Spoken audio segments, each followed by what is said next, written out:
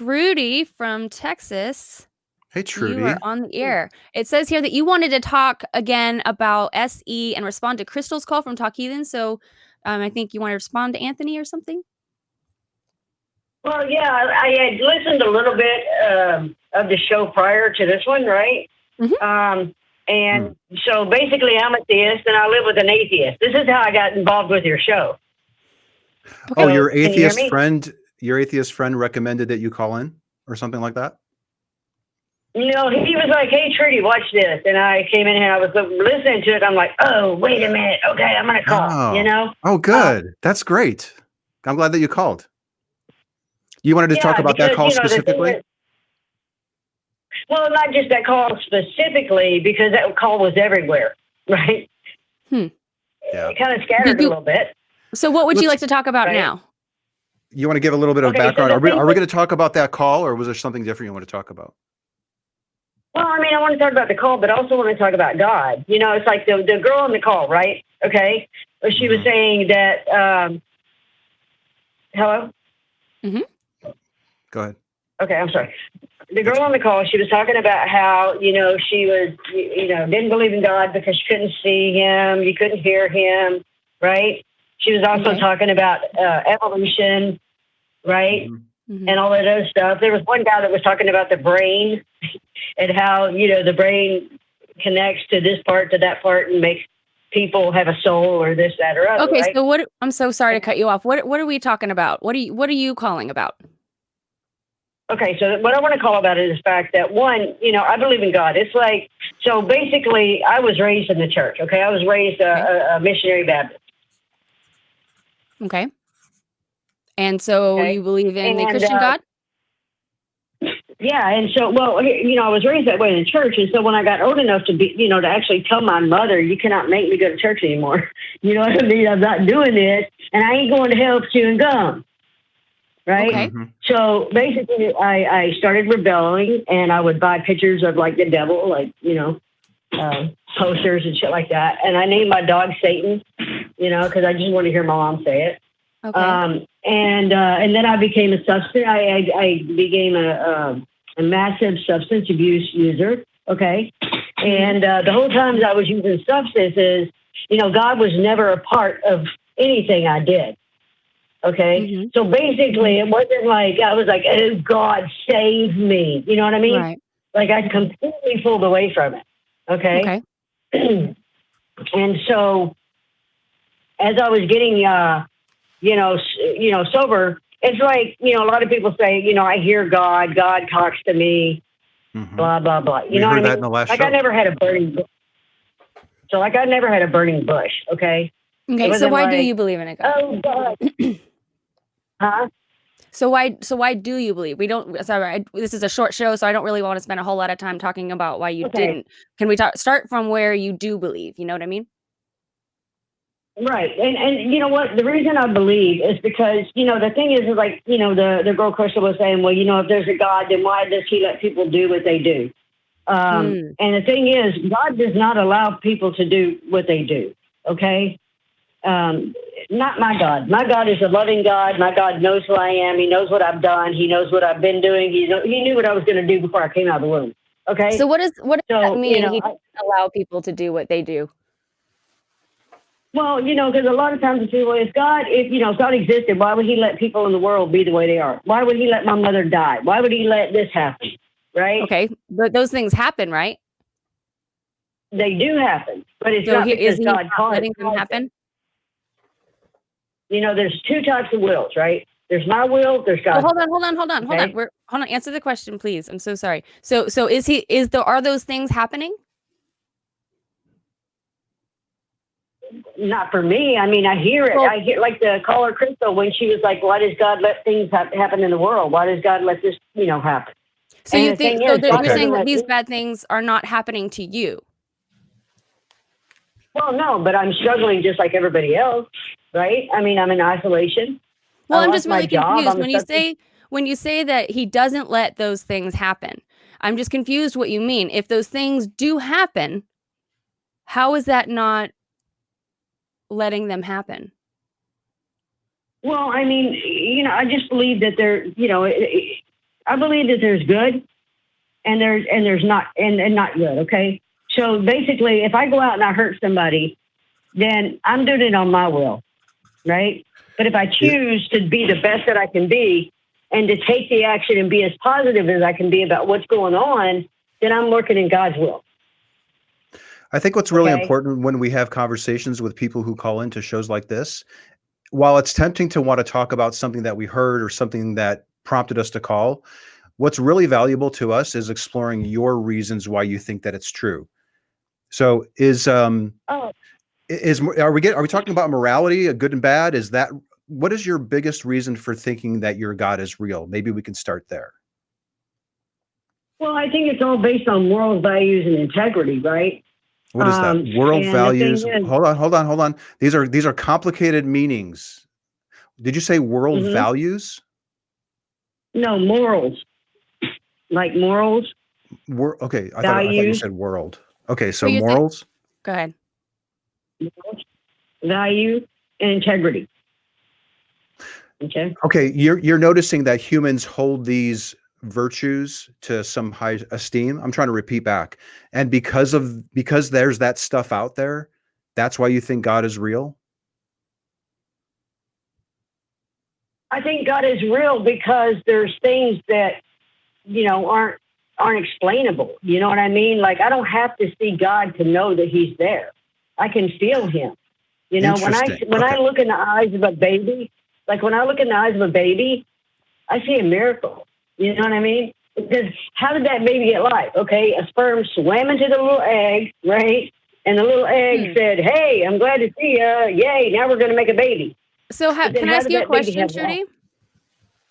Sure. Have you ever looked into the theory of evolution? I have with Darwin. Yes. Right, and so you know how that happened, kind of like. Of course. Right, natural selection and evolution and things grow, right?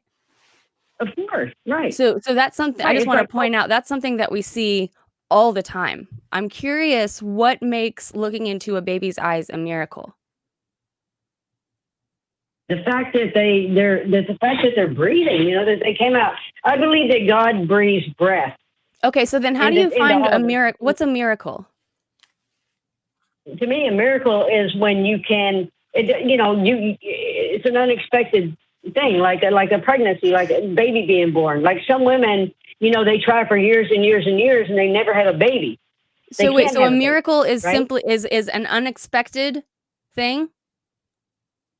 Well, you never, unless you're just really trying to, have a baby or whatever.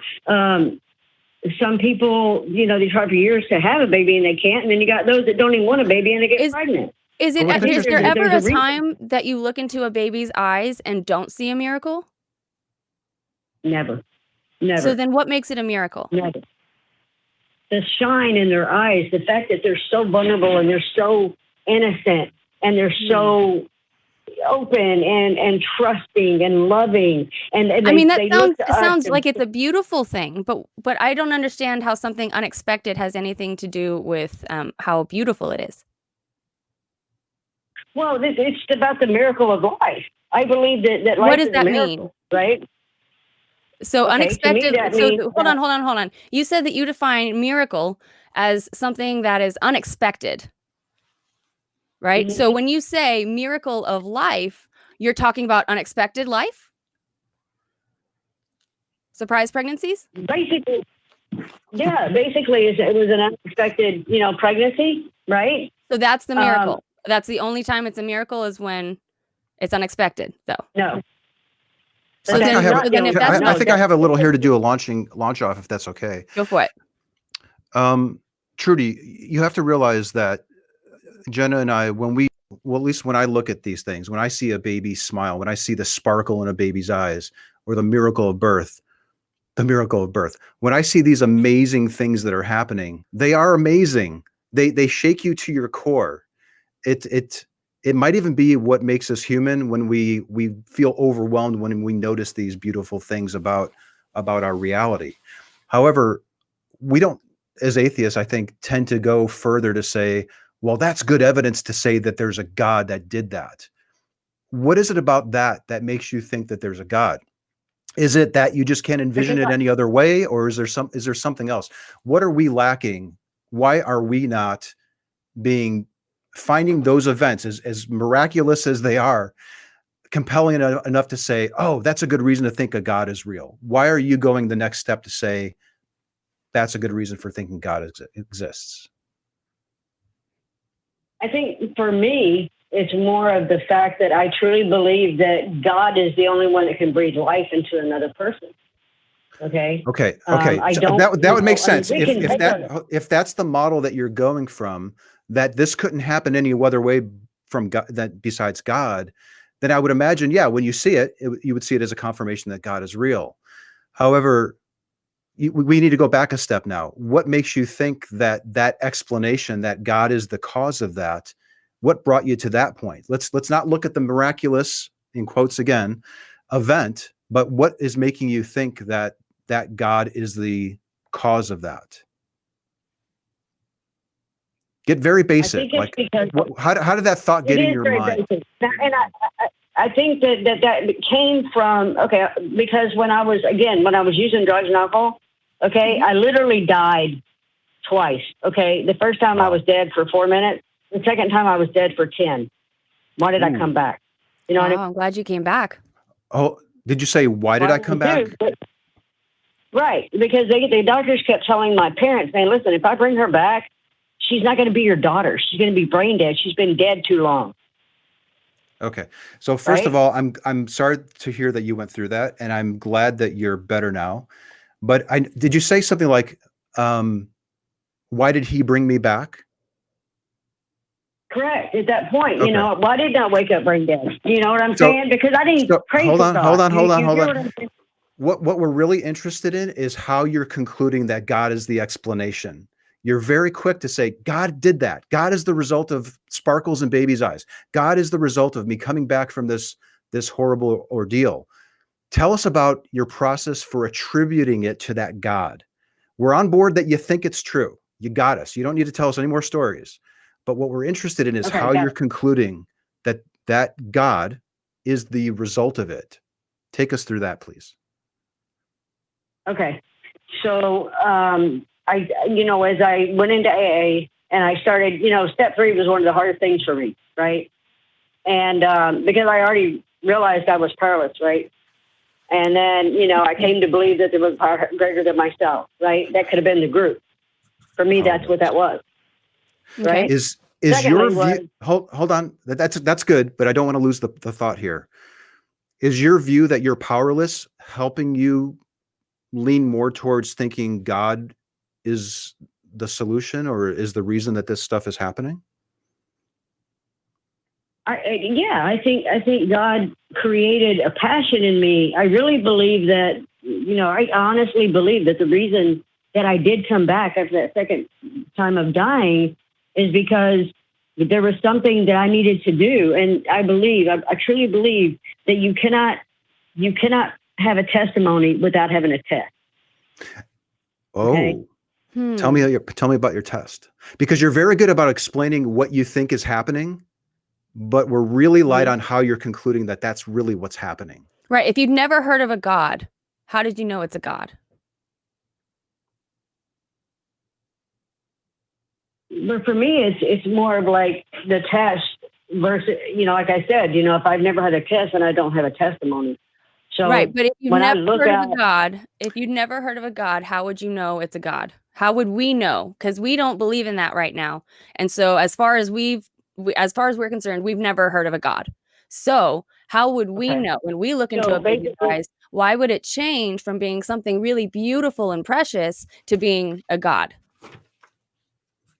Okay. So for me, there's people out there that they make a God, right? They make them out of gold. They make them out of pewter. They make whatever. Okay.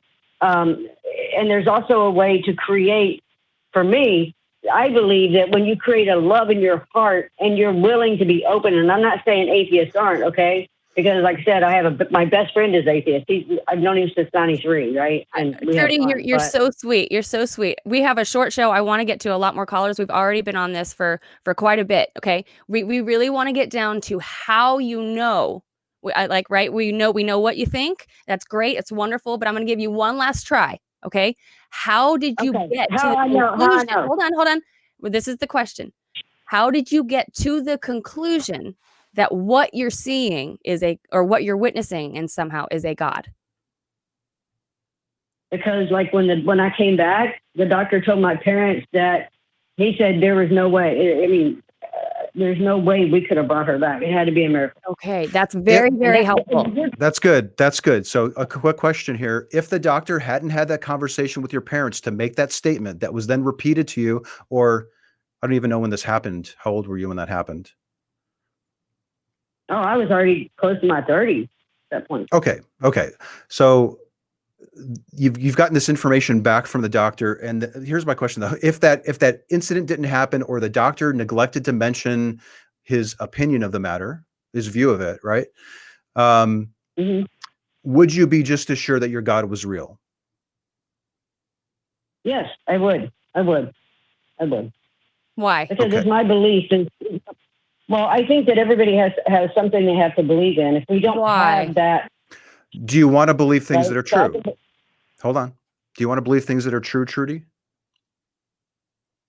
Yes, of course. And yes, I do. And I also believe in science. So, I mean. Cool. You mentioned earlier, I don't know how much longer you want to go with this, Jen, but just real quick, you mentioned testing and then you mentioned testimony. And I don't know if you were equating those two words or if you saw those as different, because we were asking, how can you show us, how can you demonstrate that your attribution is correct? Then you started talking about either testing or testimony. Right. So like if you go through I believe that if you don't go through a test, you cannot have your testimony. Okay. So say I was at school one day. I was in college and I was running down the steps. We don't, I'm so sorry. I'm so sorry, Trudy. We do not need another story. I love your stories. They're wonderful. But we really need you to answer some questions before we hear more stories. Okay. What do you think a test is? Judy, just really simple. What do you think a test is? What is a test? I think that a test it could be going through something that is so horrible or struggling, right? And then coming through it on the other side as an overcomer and being stronger for it. Okay. That's what a test means. And knowing how I got there. That's your definition of a test? Okay. Yes. I appreciate your definition. When I think of a test, I think of something that I can perform or watch others perform, observe results, compare to my original hypothesis, and then perhaps even show what a test would look like to show that I was mistaken on something.